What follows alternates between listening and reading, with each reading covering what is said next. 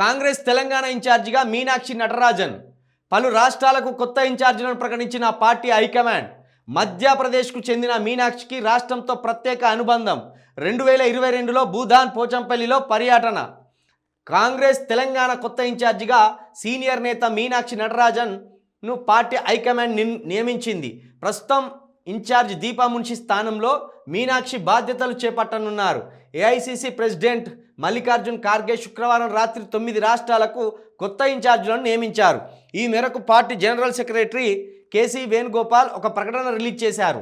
జార్ఖండ్ రాష్ట్ర ఇన్ఛార్జిగా కె రాజుకు బాధ్యతలు అప్పగించింది.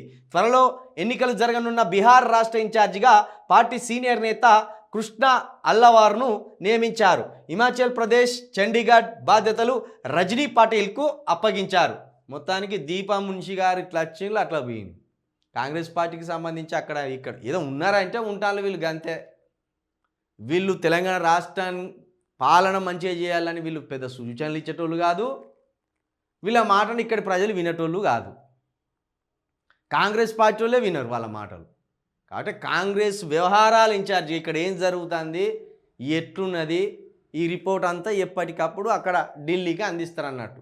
ఢిల్లీలో రాహుల్ గాంధీ గారికి, సోనియా గాంధీ గారికి అందించడానికి అట్లా తాబేదారులుగా వాళ్ళని ఇక్కడ పెడతారు.